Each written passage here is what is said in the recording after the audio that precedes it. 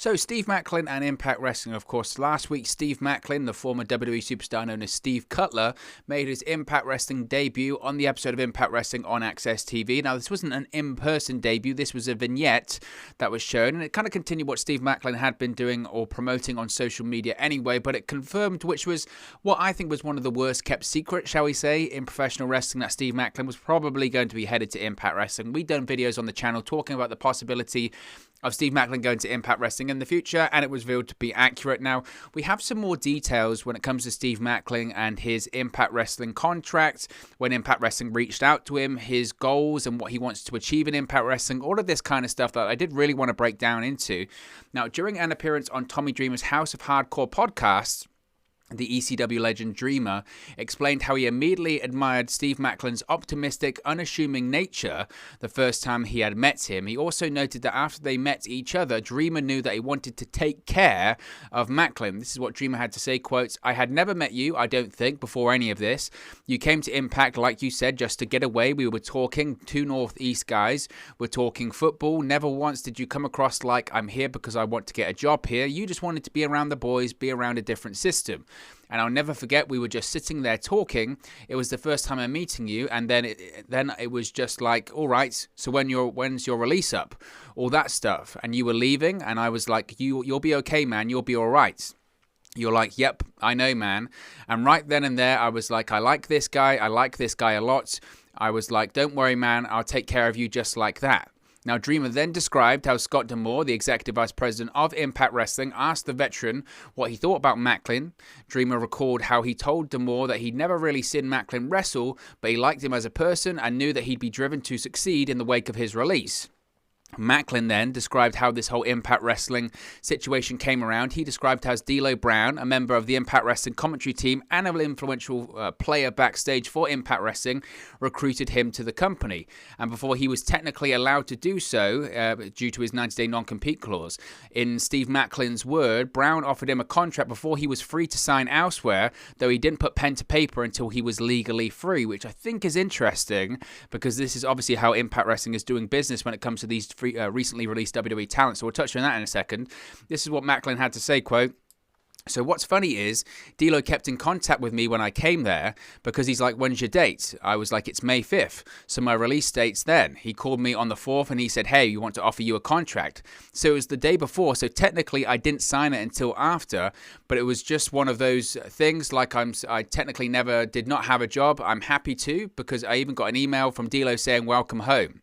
And it was a refreshing feeling to me just because it felt more accepting than how I was kind of being treated at times. I was always being treated well, but that place is so corporate and it's just one of those things where you're in a pecking order and you get technically forgotten. Ironically, the forgotten son got forgotten there.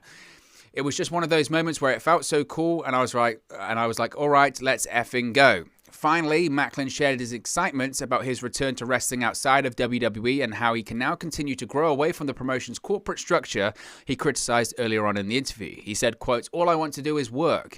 Here I want to do my best no matter what, but then I also don't want to change who I am. And that was the fun sort of process, too, of just wrestling and getting back into it. So I find that quite interesting, actually. A couple of things are very interesting there. First of all, it's that D'Lo Brown is the one recruiting people. I think that's very interesting. Now, I would assume, and again, I don't know this, but I would assume that's kind of done on a case-by-case basis. I would assume if you're talking Samoa Joes and stuff like that, I would assume that's maybe Scott D'Amore reaching out to those kind of talents. But I don't know. Maybe it's all D'Lo Brown. Maybe D'Lo Brown's the guy that is realistically reaching out to people and offering contracts. I don't know who the head of talent relations is there. Maybe it is D'Lo Brown. Maybe that's revealed part of the process. I think the really interesting thing that Steve Maclin has brought up during that interview with Tommy Dreamer there is that essentially Impact Wrestling offered him a contract the day before his 90-day non-compete clause expired. So his 90-day non-compete clause expired on May 5th. On May 4th, Star Wars Day, on May 4th, D'Lo Brown gives him a phone call and says, look, we want to offer you a contract. To me, that is a real big indication of how Impact Wrestling are doing business when it comes to these WWE recently released talents. We mentioned it before. I think it was Fightful Select was the first to report this, that Impact Wrestling, 1, had already reached out to talent that was released by WWE back in April. And 2, if you look at talents like the Good Brothers, Doc Gallows and Karl Anderson, and EC3 and Eric Young and some of the other stars, Heath, Brian Myers that came in last year after they were released by WWE, and we'll be talking about Karl Anderson in a second. Those talents revealed that, for the instance of the Good Brothers, they got a phone call from Scott D'Amore or Impact Wrestling or whatever 15 minutes after they were released. After that official release announcement by WWE on social media, on WWE.com, their phones started ringing from Impact Wrestling because they were that keen to sign. So this is just going to show, and it's kind of backing up reports that we've already kind of mentioned and spoke about here on the channel, that Impact Wrestling are very quick to act. And frankly, the idea, and again, it's the same as last year when it comes to Slammiversary, but that's only because WWE released the talent at that period of time, in the same vein that they did this year. But it goes to show, like I've been saying before, that we're going to have 4 WWE stars show up at Slammiversary. That's just a guarantee. They don't put that in all of the promotional material. They don't hype that up. They don't do all of that stuff if the intention isn't for, at the very, very, very least, one former WWE star to show up. I think it's going to be more than that. I think it's going to be a mixture of stars that have never wrestled for Impact Wrestling before, like the Iconics, and people that have wrestled for Impact Wrestling in the past, people like Chelsea Green. I think that's the likely scenario. But I find it fascinating that essentially, you know, Steve Maclin was backstage at Impact Wrestling, and he'd appeared at some of the backstage at the tapings, and that was probably because, again, he's partners with Deonna Purrazzo. Like I said, that kind of stuff is important. It's not the be-all and end-all, but it is certainly important.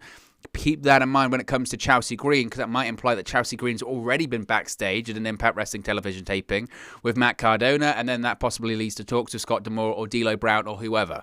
That's worth keeping in mind there. But I think it's also important to recognize that Impact Wrestling are reaching out very early. They're making sure that they have first contact, or they're very much in negotiations. Look, we spoke about Andrade yesterday. I did the AEW news video yesterday. I'll do another one today. And those negotiations, Impact Wrestling had negotiations with Andrade as well. And the only reason that AEW won that race to sign Andrade probably was because of money. Not that Impact Wrestling doesn't have money, but AEW can offer more, probably because of exposure too. It's a bigger platform, it's a bigger stage. And also there were those, creative control stuff. And I think Impact Wrestling was willing, probably, Impact Wrestling, if they look at someone like Andrade for that company, Andrade for AEW is a game changer. Time will only tell. Andrade going to Impact would be a massive, massive signing for them, given the amount of steam that he had coming off of WWE television. It would be a huge deal for them. And I think Impact were willing to give him an element of creative control. As far as those reports, that exclusive report, I think it was from Wrestling Inc., said when it comes to the Andrade negotiations with Impact Wrestling, it was more of a case of, we're willing to bend on the whole creative control thing, but the downside guaranteed, the agreed amount of money per dates, we just can't offer that, or that's not financially as viable to us. So that's why people like Steve Maclin are much better options for Impact Wrestling anyway. They can get those deals that are more flexible, and they can work things out, especially for people that are coming off of WWE deals and they want to have a bit of freedom. Impact Wrestling's the best place to come, in my opinion, for that kind of stuff, in terms of deals that you're not locked in for a long period of time, all that kind of stuff. So I think, as I mentioned before, when we spoke about the Steve Maclin debut, vignette, whatever you want to call it, last week, I said that it was really an indication, in my opinion, it was an indication of where Impact Wrestling is going into Slammiversary. It was the first former WWE name that was going to show up, but it certainly won't be the last. And my opinion on that really hasn't changed. I mentioned before, this is a picture I used previously, an old picture of him on the thumbnails and all that kind of stuff. I think this is more reflective of what he looks like now. It's still not exactly the same because he shaved a beard, he's got the hair a bit longer. As I mentioned, the character to me is playing off, I still think, the military background and all that kind of stuff. I think it's an element of the Forgotten Sons gimmick, but for me, it feels more like, as I mentioned, the Punisher from the Marvel Comics and the Marvel television show. I wasn't the biggest Steve Cutler fan because I wasn't the biggest Forgotten Sons fan. That gimmick just didn't grab me. It just didn't excite me. And again, obviously, I'm over here in the UK. Maybe it's like the military stuff. It just didn't do it for me. It just didn't do it for me. And don't get me wrong, the guy's absolutely credible for his service to his country, and being part of the military, you have to obviously admire him. A braver man than me. But the gimmick never really worked for me. And it was the same when he was part of the Knights of the Lone Wolf. That gimmick just never worked for me. Him being a single star, can he do it? That's going to be interesting. I mentioned before when I did the Slammiversary Who Could Show Up video, I mentioned about Wesley Blake probably coming in at some point, working as a tag team. That's a possibility as well. But maybe he does just work as a singles guy. He has the look. He's got a great physique, and he's got, again, we don't know how much personality he does or doesn't have. This is a big moment for him in his career. And I think this character, as I mentioned, I really liked the vignette. I liked the production of it. I liked the dimly lit room or the bar that he was in, drinking the Jameson, signing what would appear to be his contract. But I also enjoyed, in the background, was the swing music. And it kind of was a bit like, again, it reminded me of The Punisher. It reminded me of those kind of, again, productions or films that you see, or television programs where they kind of show, say, like maybe like Vietnam or something like that, and they see these Vietnam vets at the time, but you've kind of still got like the swing music at the time, or maybe like these war videos, maybe like World War II or something, where you've got these guys that are in this just horrific and horrible combat, but you've also got the sort of the swing music that's upbeat and jolly at the time, and it doesn't match, it doesn't fit really. And I thought that was I thought that was a nice contrast. I thought that was a nice production by Impact Wrestling, and I'm excited to see where the character plays out. But I also think this interview with Tommy Dreamer is a good indication as to how Impact Wrestling is doing business when it comes to signing up these former WWE talents. And Steve Maclin, as I mentioned, will not be the last former WWE star to come to Impact Wrestling over the next couple of weeks. I'd be willing to stake quite a lot of money on it, because we're going to see at least one former WWE star show up in Impact Wrestling at Slammiversary, of course, but maybe even before then, who knows. Another thing I wanted to talk about was Karl Anderson. Now, speaking of WWE releases, there obviously have been quite a few of them since April. There have been the ones, as I mentioned, in April. There have been the employees that have been fired at WWE's corporate level, and this is at corporate offices in Stamford, Connecticut, Japan, Los Angeles, over here in the United Kingdom, India, senior figures being let go from the company, corporate restructuring, merging departments like WWE Digital, WWE Studios, all of that kind of stuff. There's been a lot of shakeups in WWE, and obviously we had the releases last week of big-name talents like Braun Strowman, Aleister Black, Murphy, Lana, Ruby Riott, Santana Garrett, all under the disguise of, all under the reason of budget cuts. That was the reason, budget cuts.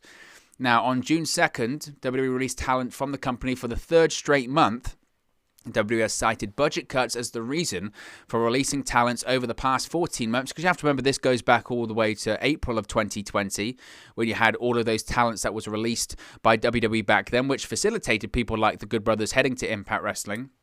After many releases are made, many wrestlers, of course, take to social media. They reflect on their career. They thank a variety of people, including the company, Vince McMahon, Triple H, certain wrestlers, and the fans.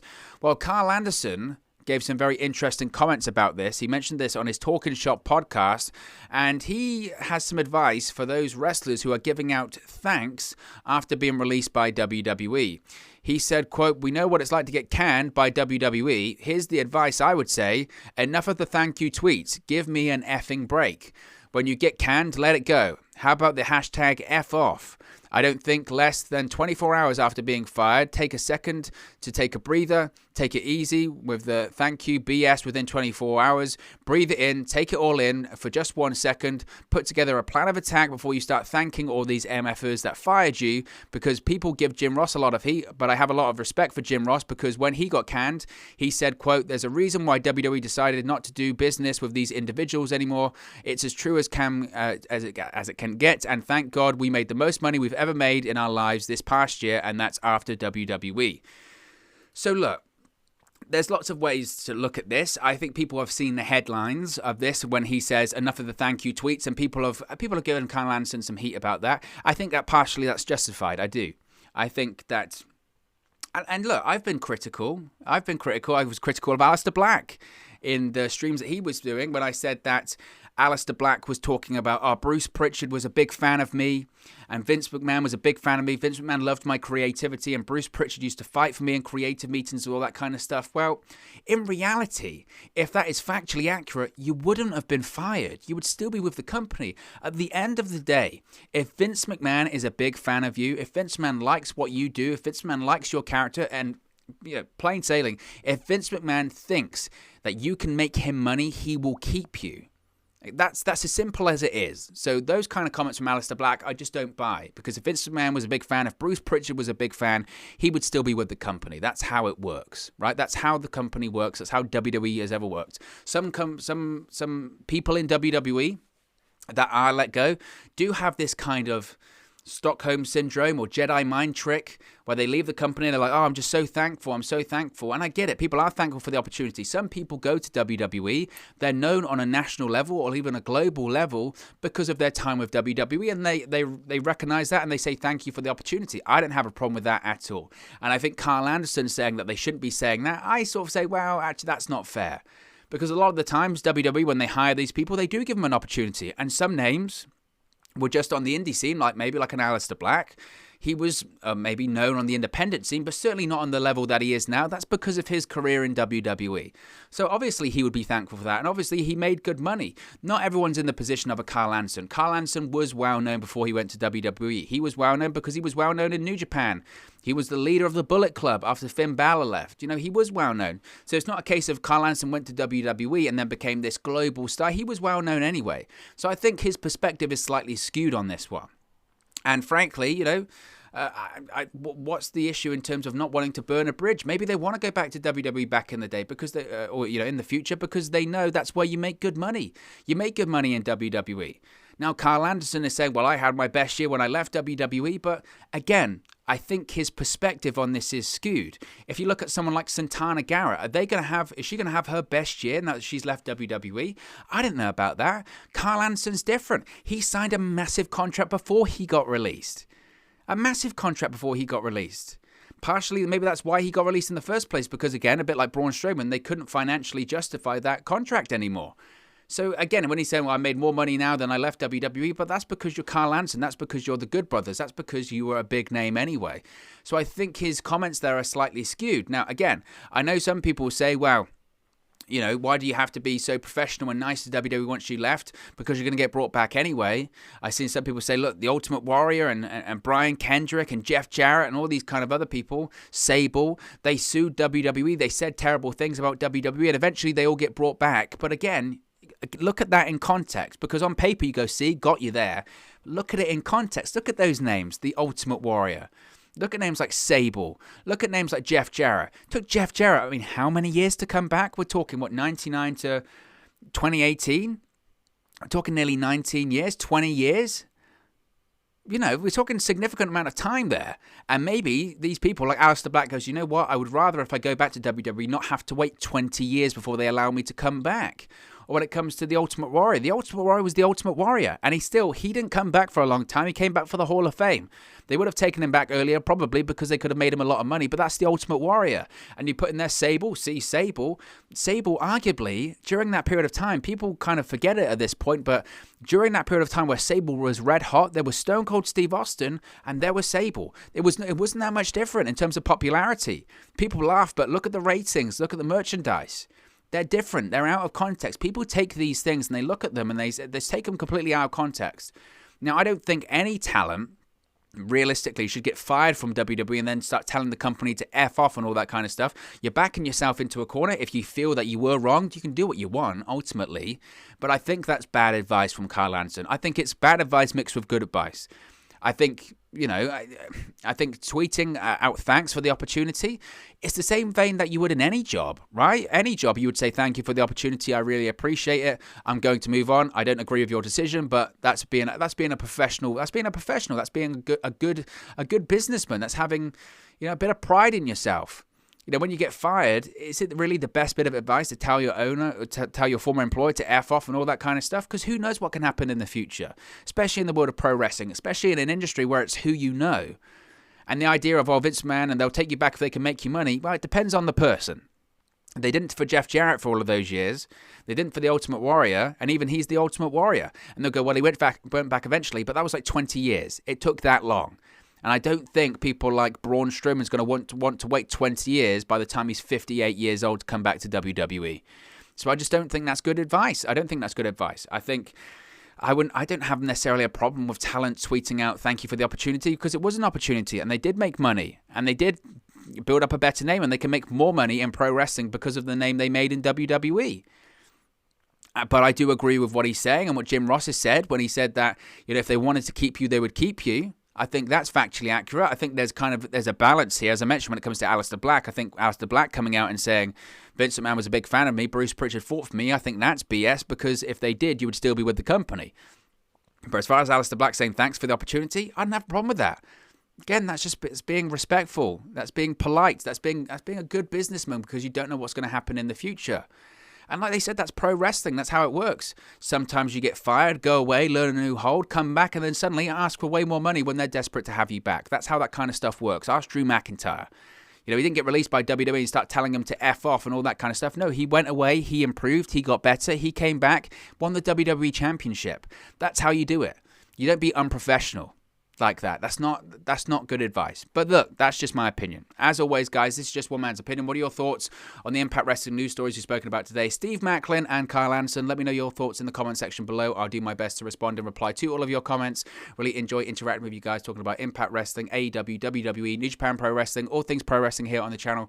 So be sure to get involved in the community. Drop a comment below. All opinions are welcome. If you have enjoyed this video, please do smash a like on the like button too. Really does help us out here on YouTube. Got the rankings and get into people's recommendation feeds if they haven't seen our videos previously.